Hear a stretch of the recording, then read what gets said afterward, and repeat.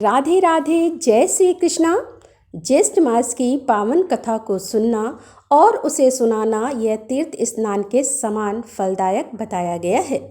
जो भक्त श्रद्धापूर्वक भगवान श्री विष्णु की महिमा सुनते हैं उनके जीवन में शुभ कर्मों की वृद्धि होती है, भगवान श्री हरि की विशेष कृपा प्राप्त होती है और प्रभु की कथा जो है वह मन को निर्मल करती है और हमारी आत्मा को ईश्वर के साथ जोड़ती है। और इसीलिए इस पवित्र ज्येष्ठ मास की प्रातः काल बेला में हम श्रवण कर रहे हैं। इस ज्येष्ठ मास से जुड़ी हुई सुंदर पौराणिक कथाओं को तो चलिए हमारी इस कथा यात्रा को आगे बढ़ाते हैं और सुनते हैं आज की ज्येष्ठ मास की कथा। ऋषि जैमिनी ने कहा कि नारद मुनि और राजा इंद्रदुम्न पुरोहित के छोटे भाई विद्यापति के साथ पुरुषोत्तम क्षेत्र में नीलकंठ महादेव जी के समीप पहुंच गए। वहां भगवान महादेव की पूजा अर्चना करके राजा ने दुर्गा देवी को प्रणाम किया। फिर सभी लोग अपना उत्तम रथ छोड़कर अनुगामियों के साथ पैदल चलने लगे। अपनी इंद्रियों को बस में रखते हुए नीलगिरी पर चढ़ने के लिए आगे बढ़े। वह पर्वत अनेक प्रकार के वृक्षों और लताओं से व्याप्त था। अनेक प्रकार के पक्षी वहां कलरव करते थे। बड़ी बड़ी चट्टानों के कारण उस पर्वत का किनारा ऊंचा नीचा और दुर्गम दिखाई देता था। वो नीलगिरी चारों ओर से गोलाकार था। वे सभी लोग उस मार्ग से गए जहाँ काले अग्र वृक्ष के नीचे सभी विपत्तियाँ और भयों को हरने वाली दिव्य सिंह रूपधारी भगवान नरसिंह निवास करते हैं, जिनका दर्शन करके मनुष्यों की कोटि कोटि ब्रह्म हत्याएं विलीन हो जाती हैं। ऐसे भगवान नरसिंह देव का मुख फैला हुआ है, दांत बड़े भयंकर दिखाई देते हैं और पीले रंग के अयालों यानी गर्दन के बालों से उनका मुखमंडल व्याप्त हुआ है। वे 3 नेत्रों से युक्त और भयानक हैं। अपनी जांघों पर उतान सोए हुए दैत्य के वक्ष स्थल को वज्र के समान कठोर नखों से विदर्ण कर रहे हैं। उनके मुख पर अट्टहास की छटा है जिसमें लपलपाती हुई लाल रंग की जीभा शोभा पाती है। उनके हाथों में शंख और चक्र सुशोभित है। मस्तक किरीट मुकुट से उदासित हो रहा है। नेत्रों से आग की चिंगारियां निकलती हैं जिनसे समस्त दिशाएं संतप्त हो रही हैं। प्रचंड आघात के कारण भगवान के चरण कमल भी धरती में धंस गए हैं। उन आदि मूर्ति भगवान नरसिंह देव का दर्शन करके सभी ने उन्हें प्रणाम किया और राजा इंद्रदुम्न ने भी भगवान नरसिंह देव को दर्शन करके नारद जी के वचनों पर विश्वास किया और फिर उनसे कहने लगे कि हे महर्षि, मैं कृतार्थ हो गया। आप तो ज्ञान की निधि हैं। मैं तो भगवान के दर्शन मात्र से ही सभी पातकों से छूट गया हूँ। हे दया सिंधु, ऐसे करुणा सिंधु भगवान की नील मणिमय मूर्ति के स्थान पर विराजमान है जो दर्शन देने मात्र से ही मुक्ति देती है। हे विप्रवर, कृपया जल्दी से मुझे उसी का दर्शन करवाइए। तब नारद मुनि ने राजा इंद्रदुम्न को उस परम पावन स्थान का दर्शन करवाया जहां भगवान विष्णु स्वर्णमय बालुका से आच्छादित हो गए थे। मुनि ने वहां ले जाकर राजा से कहा कि हे महाराज, इस 2 योजन ऊंचे और 1 योजन तक फैले हुए वट वृक्ष को देखिए। यह प्रलय काल में भी स्थिर रहेगा और मनुष्यों को मोक्ष देता है। इसकी छाया में जाने से ही मानव पाप से मुक्त हो जाते हैं। इसकी जड़ में प्राण त्याग करने वाला मनुष्य मोक्ष को प्राप्त करता है। फिर जो इसकी पूजा और स्तुति करता है उसके लिए तो कहना ही क्या है। इसके मूल भाग से पश्चिम और नरसिंह से उत्तर भगवान नील माधव विराजमान थे। वे ही तुम पर अनुग्रह करने के लिए अब चारों स्वरूपों में यहाँ प्रकट होंगे। जैसे श्वेत द्वीप के अंदर भगवान का अपना धाम है, उसी प्रकार जम्बू द्वीप के अंतर्गत पुरुषोत्तम क्षेत्र ही भगवान का अपना धाम है। हे राजन, जो मोक्ष का अधिकारी है वही इसकी महिमा को समझ पाता है। अन्य मनुष्यों के लिए विशेषता पाप कर्मियों के लिए यह विश्वास की भूमि नहीं है। भगवान जगन्नाथ का अंतर्ध्यान होना या छिप जाना किसी विशेष कारण से होता है, लेकिन वे साधु पुरुषों पर कृपा करने के लिए प्रत्येक युग में प्रकट होते हैं। हे राजन, भगवान मत्स्य, कश्यप आदि अनेक अवतारों के द्वारा जब अवतार का उद्देश्य पूर्ण कर लेते हैं तब कारण ही निवृत्त हो जाने से वे अंतर्ध्यान हो जाते हैं। लेकिन वे ही दयासागर भगवान इस पुरुषोत्तम क्षेत्र में बिना किसी कारण के निवास करते हैं। जैसे श्वेत द्वीप से जाकर भगवान विष्णु और कहीं अवतार लेते हैं, उसी प्रकार यहाँ रहते हुए भी विद्यवारिका, कांची और पुष्कर आदि में कृपा पूर्वक प्रकट होते हैं। हे राजन, अनेक अनेक तीर्थ क्षेत्र, देश और मंदिर में भी भगवान विराजमान रहे हैं। महात्मा नारद मुनि के दिखाए हुए उस स्थान को महाराज इंद्रदुम्न ने साष्टांग प्रणाम किया और उसका दर्शन किया और भगवान को वहां प्रत्यक्ष स्थित मानकर इस प्रकार स्तवन करते हुए कहने लगे कि हे देवादिदेव जगन्नाथ, शरणागतों की पीड़ा दूर करने वाले हे कमल नयन नारायण, मैं भव सागर में डूबा हूँ, मेरा उद्धार कीजिए। हे परमेश्वर, एकमात्र आप ही दुख राशि का विध्वंस करने वाले, छद्र मनुष्य लेस मात्र सुख की लिप्सा से छद्र देवताओं की सेवा करते हैं। हे भगवान, आप भक्ति भाव से आराधना करने पर मनुष्यों को साक्षात मोक्ष प्रदान करते हैं। अजामिल ब्राह्मण ने अपने वर्ण आश्रम उचित कर्मों का त्याग करके कौन सा पाप नहीं किया था, लेकिन हे नाथ, वह भी आपके नाम का उच्चारण करने मात्र से मुक्त हो गया। आपके स्मरण मात्र से ही पास हाथ में लेकर आए हुए यमदूतों ने उसे छोड़ दिया। हे देवेश्वर, समस्त शास्त्रीय उपाय आपके दर्शन के लिए ही बताए गए हैं।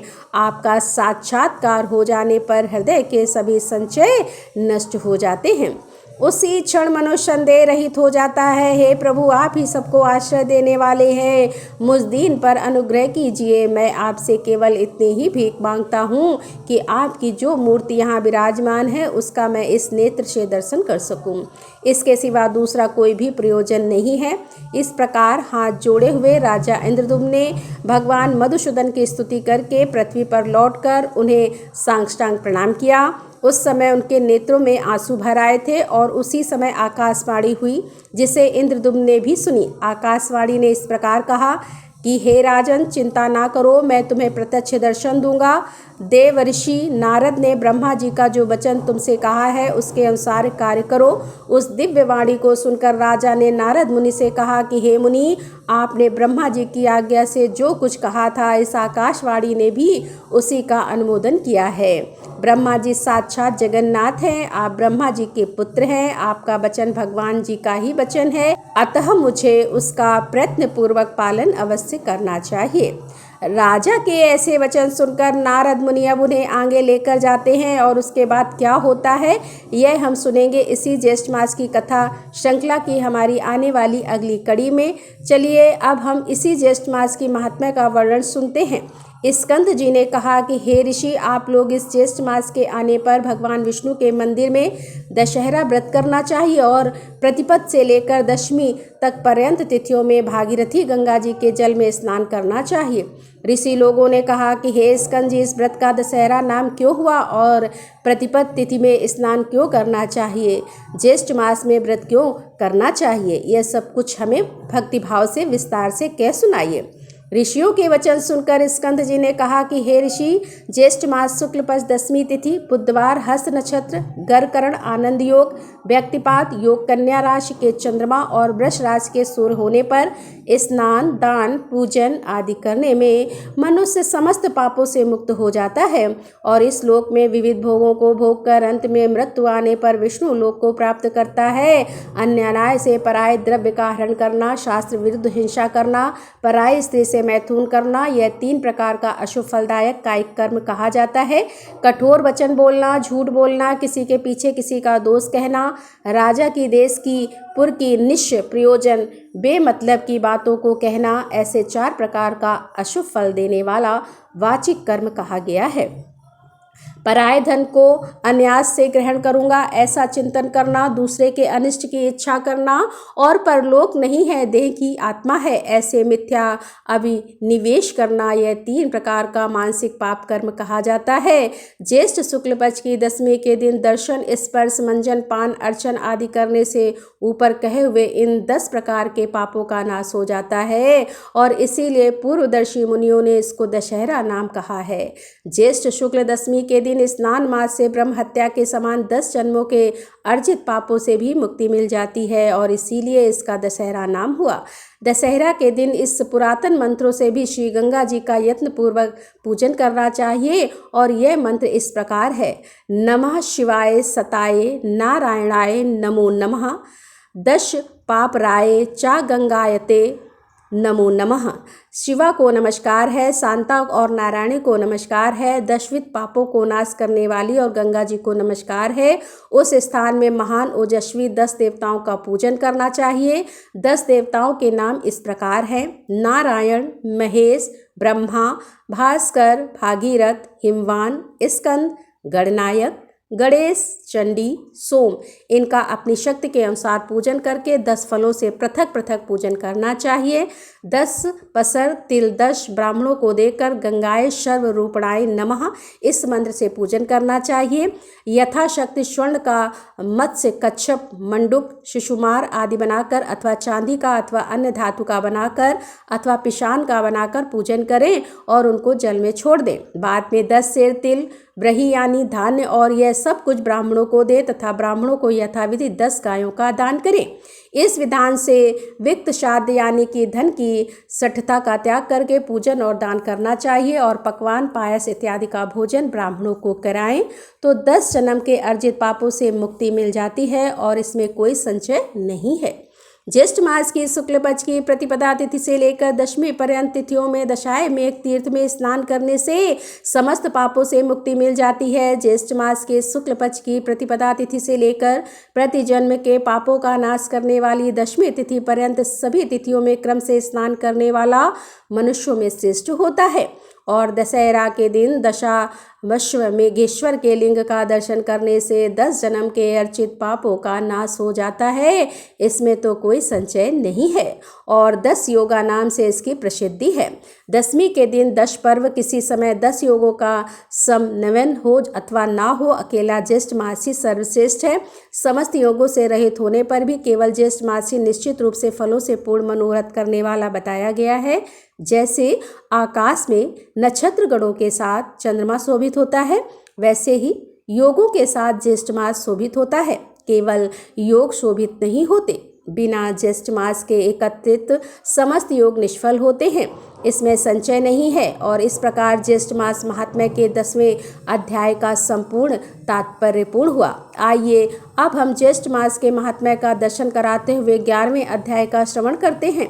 ऋषियों ने कहा कि हे स्कंद जी, सभी योग पापों के नाश करने वाले और पुण्य को देने वाले समान कहे गए हैं, उनमें से ज्येष्ठ मास को कैसे श्रेष्ठ कहा गया है, यह विधि पूर्वक बताइए।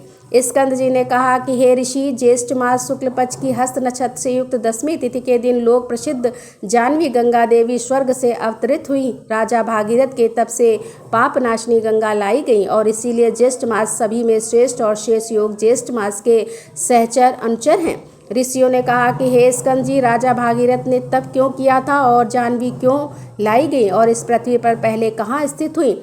स्कंद जी बोले कि हे ऋषि, जब समस्त ब्रह्मांड का निर्माण करने के लिए भगवान विष्णु के नाभि कमल से ब्रह्मा जी प्रकट हुए, उस समय ब्रह्मा जी एक साथ कमंडलों और अन्य हाथों से वेदों को धारण किए हुए थे।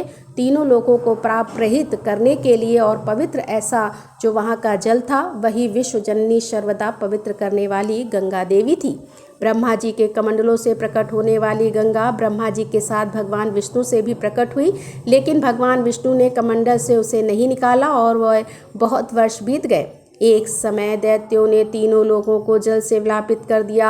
उस समय इंद्र आदि समस्त देवताओं ने मधुसूदन भगवान का पूजन किया। इस पूजन से प्रसन्न होकर भगवान श्रीहरि ने कमंडलों के जल से तीनों लोगों को स्थापित किया और उसके बाद भगवान विष्णु के चरण कमल से गंगा धोए तथा प्रभाव के रूप में होकर बहने लगी। हे तपोधन, जब तक गंगा की दृष्टिगोचर नहीं हुई, उसके पूर्व शंकर भगवान ने अपने जटा समूह को सुदृढ़ बनाकर उसमें गंगा जी को धारण किया। गंगा जी का शिव जी के साथ योग होने से द्विस्वरूप हो गया और उसके बाद समस्त देवता वृंद ने वृषभ ध्वज भगवान शिव की प्रार्थना की। तब शंकर भगवान ने अपनी जटा भार से गंगा जी को छोड़ दिया और उस समय प्रभा रूप में जब गंगा देवी गरजती हुई आकाश में चली, तब उनकी स्वर ध्वनि स्वर गंगा स्वर्ग वाहिनी के नाम से पड़ा। उस समय राजा भागीरथ दारुण तप करके पितरों की मुक्ति के लिए गंगा जी को भूलोक में ले जाने के लिए आए और वहां पर शेष आदि की स्तुति करने पर गंगा जी पाताल गुफा में चली गई और उस पाताल से राजा भागीरथ के द्वारा लाई गई। इसीलिए गंगा जी का नाम भागीरथी पड़ा। जब जानू मुनि ने गंगा का पान कर लिया और उसे दक्षिण कान से मुक्त किया तब उसका जानवी ऐसा नाम पड़ा। यह गंगा तीनों लोकों में भ्रमण करती है और तीनों लोकों की रक्षा करती है। इसीलिए जगत तल में गंगा का त्रिपथगा नाम पड़ा। गंगा के और भी नाम है जैसे कि कमंडलूम, उद्दता, विष्णुपाद, समुद्रदवा, गंगा, हर, जटोभूता, स्वरध्वनि, लोकपावनी, भागीरथी, जानवी, तत्रश्रोता, भीष्म, मशु, मंदाकिनी, भागवती, त्रैलोक्यवासिनी इत्यादि। और इस प्रकार गंगा के अनेक शत सहस्त्र नाम हैं। उनमें से यह 13 नाम मुख्य हैं। जो लोग इन 13 नामों को दिन रात में पढ़ते हैं उनका वास भागीरथी गंगा के तट में होता है, इसमें कोई संशय नहीं है। जो नित्य स्नान के समय इन नामों को पढ़ते हैं उनको गंगा स्नान का फल मिलता है। इस नाम के पदों से जो नित्य नमस्कार करते हैं वे सब पापों से मुक्त होकर अंत में शिवपुर कैलाश धाम में जाते हैं और महायात्रा यानी मृत्यु के समय निश्चल मन से भक्ति से योग पूर्वक जो योग बल से मुक्त हो जाते हैं वे लोग स्वर्ग लोक को लांघते हुए परम ब्रह्म के पद को चले जाते हैं। जो लोग अंत समय में इन नाम पदों से अभिमंत्रित हुए जल को अपने शरीर पर छिड़कते हैं वे सिंचन करते हैं, उनके पातकी होने पर भी यमराज के दूत उन्हें छू नहीं पाते। गंगा के महात्म्य को कहने में कौन समर्थ हो सकता है? हाँ, यदि कहने के लिए आकाश के असंख्य मशक के समान अधिक संख्या में मुख हो तो वह मनुष्य गंगा महात्म्य कहने में समर्थ हो सकता है। और इस प्रकार ज्येष्ठ मास महात्म्य के 11वें अध्याय का तात्पर्य पूर्ण हुआ। तो ये थी आज की ज्येष्ठ मास की विशेष कथा और उसके महात्म्य का वर्णन। हमें आशा है कि ये कथा आपको अच्छी लगी होगी। अगर ऐसा है तो वीडियो को लाइक कीजिए, शेयर कीजिए और आपके अपने चैनल रीता शुक्ला को सब्सक्राइब कर लीजिए। हम आपसे मिलेंगे इसी कथा श्रृंखला की अगली कड़ी में। राधे राधे, जय श्री कृष्णा, हर हर महादेव, जय भोलेनाथ की।